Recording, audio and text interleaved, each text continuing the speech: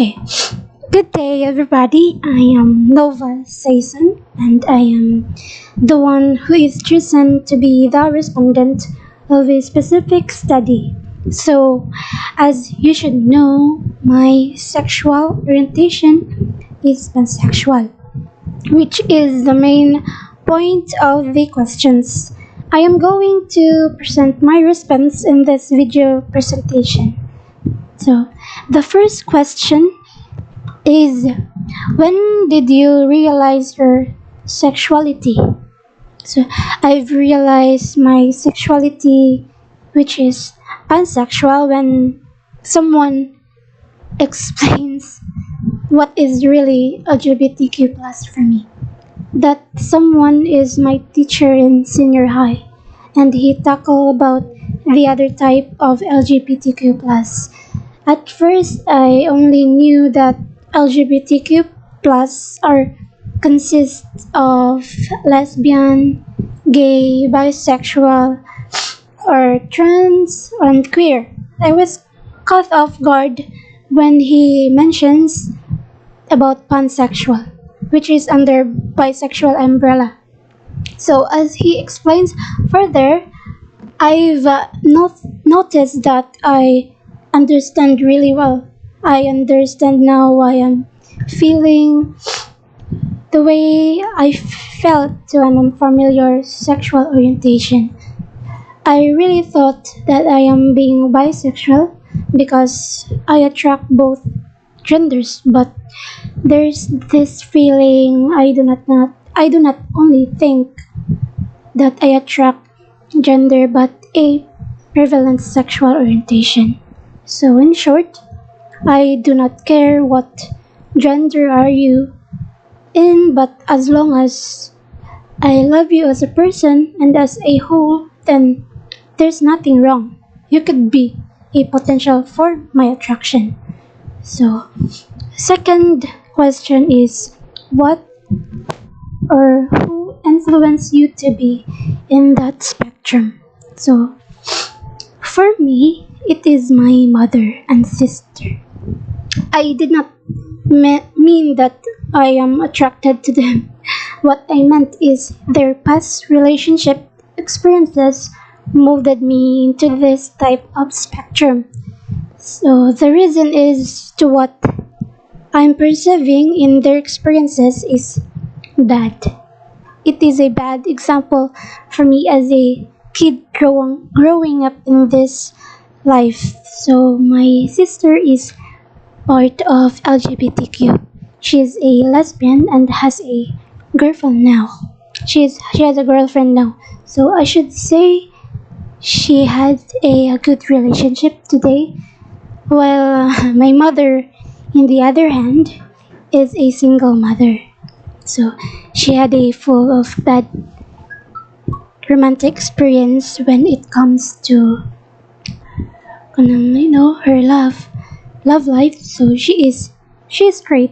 She is great, by the way. So what my point is, no matter what gender you choose, the red flags or green flags are not based on the gender or sexual orientation, but it is based on the character of the person you choose to be part of your romantic life.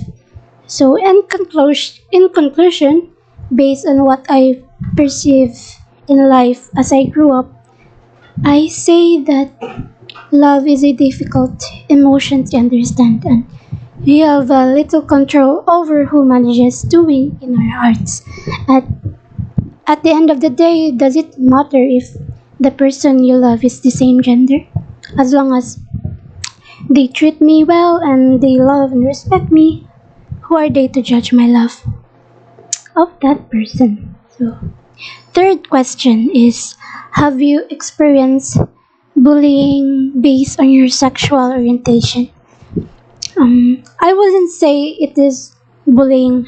I rather say I am being unexclusive.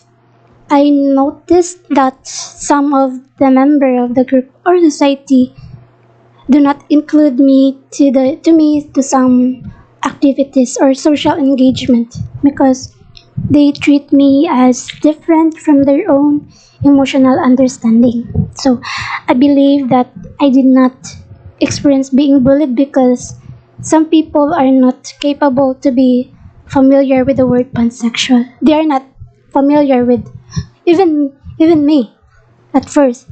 I I did not know that there is a pansexual orientation. So if I ask them what is pansexual, they would jokingly respond of an offensive joke, such as they would they would answer like pansexual is a person who is attracted to a bread or pan in Filipino term.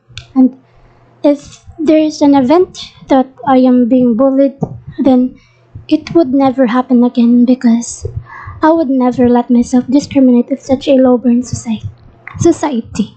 So, um, I think it is first, second, third, um, third,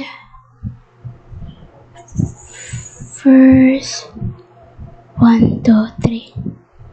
Third question.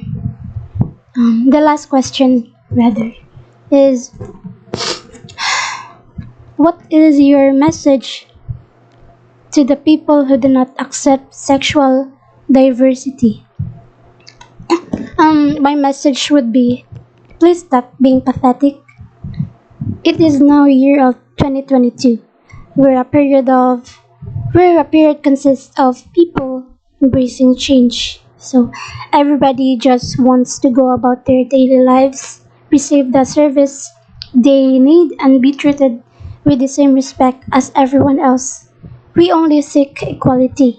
So, since men and women are biologically programmed to be masculine and feminine, there is some connection between gender and sex. So, however, everything that is dependent on the mind may be altered by thinking.